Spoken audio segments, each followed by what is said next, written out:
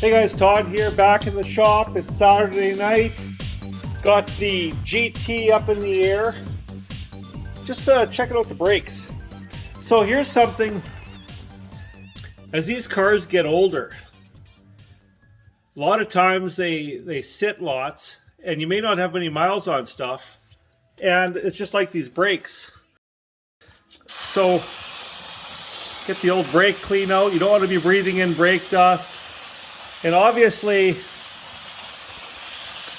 I've never seen red brake shoes before, but they were obviously replaced at one time. But how long ago were they replaced? So at a glance, you figure, hey, they've got lots of life left in them. Look at how thick they are. Really, guys, they're pretty much like new yet, but here's the problem. They're cracking. And you know, I know most of your braking force is in the front of the vehicle, but I don't know, for the price of a set of brake shoes, a guy is crazy not to replace them. You know, the hardware looks really good. That's just something we're going to look at doing. And while we're in here, let's face it, we got some overspray from painting the car. I'm going to mask this area off all the way around. I'm going to give a very light coat of some undercoating in here. These shocks were replaced at one time, not that long ago. They're a newer shock. I just ripped the label off. You know, where do we stop with this stuff? But I might even whip the quad shocks off and paint them. Same with the shocks. And while we're at it, I'm going to replace the e-brake cables. Especially on a 5-speed car, you use your cables quite a bit. And see, 93, 154 Napa. Yeah, same cable left and right. Can't go wrong with that. Because what happens is in time, here, check this out. You get moisture into this and it expands, the cable gets seized up. And let's face it, these cables look old. I'm going to replace those too. They just get fished under the car. And they go up to the e-brake area. Maybe I should have done that before I put my center console on, but I think you can adjust the e-brake tension with the cover on. You just go through the bezel where the e-brake handle goes up, and there should be probably a 10, 12 millimeter, 3/8, 7/16 nut on the end of the cable for adjustment. Let's check this out underneath here. This is where our e-brake cable goes on. And yeah, it'll be nice to get that nice and new. It basically goes from below the e-brake assembly in the car. It goes to these little router things that give it the 90 degree. It comes through part of the framework of the car, and then just around and right back.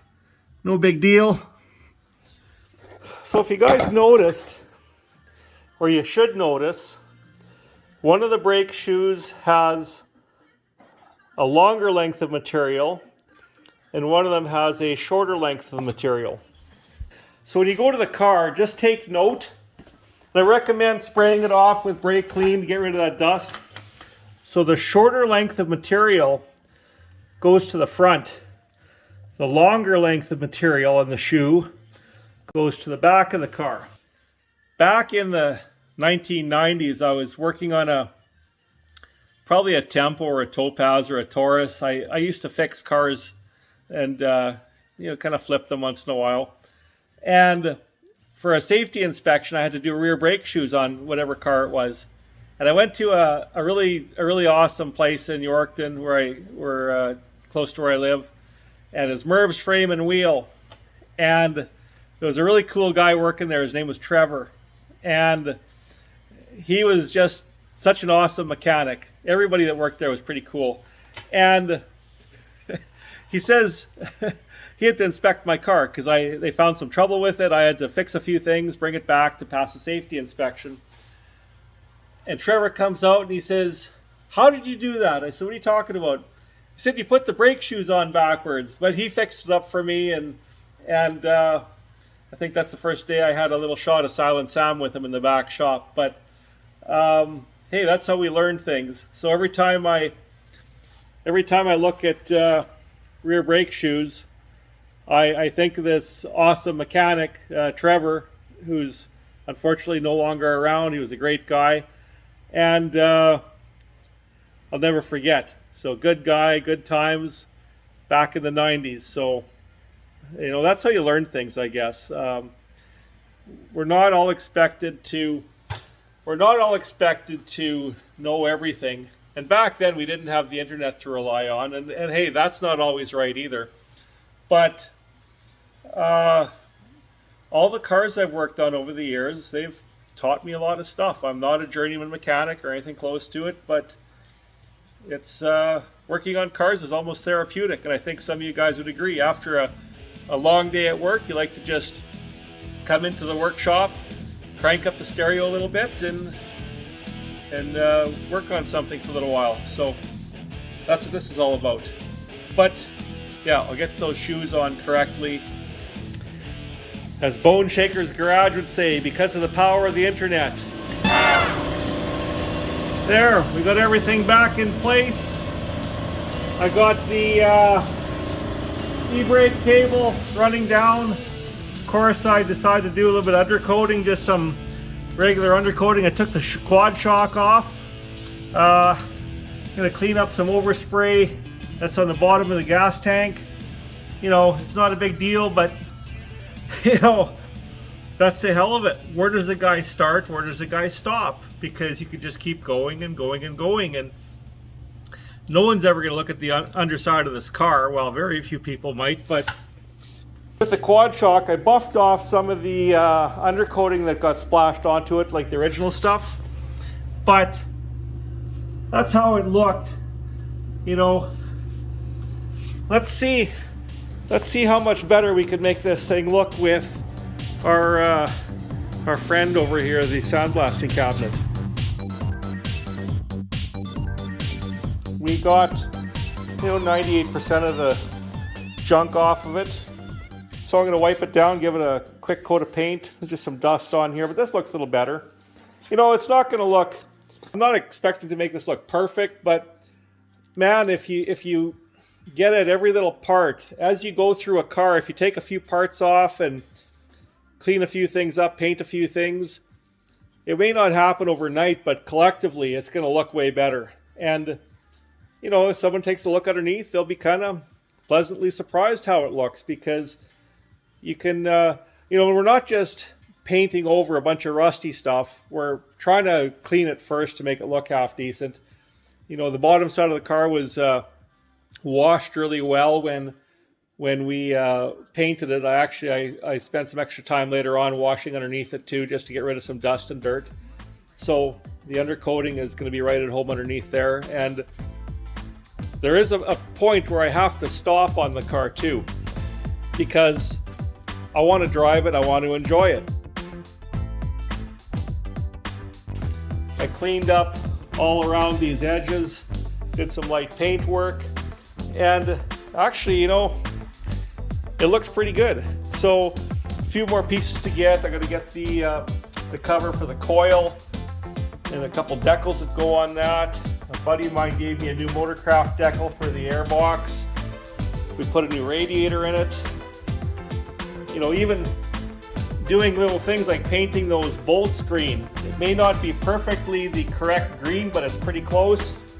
It just adds a little bit of color to the car. It makes things look a little bit better. And same with my underhood liner.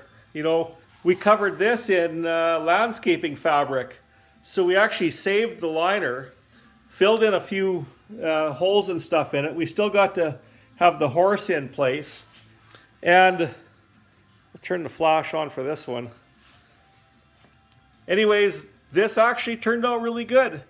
You know, I think it's better than a reproduction one that's just a plain liner. So we got a video on that one if you want to check it out. I'll post it at the end of this video.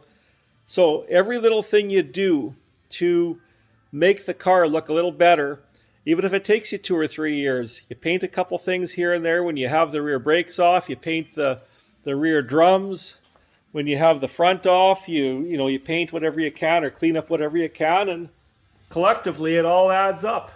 So that's just a little update on the car. So we're going to finish the rear brakes. I got to put fender liners in the front, and then exhaust. There's some new mufflers I have access to, and guys, these might be your bang for the buck mufflers, because in this day and age when things are costing, $150 for this, $150 for that, I'm going to be testing some mufflers that'll be $49 Canadian and $59 Canadian. And one of them is kind of like a Jones full bore exhaust or a Flowmaster style, like a chambered muffler. And the other one is sort of like a turbo style muffler with stainless steel construction. $59.95 Canadian. So we'll be going over that. And that's going to be an exciting one, because I don't want this car to be loud. I want it to have a little bit of a rumble, but I want it to be quiet.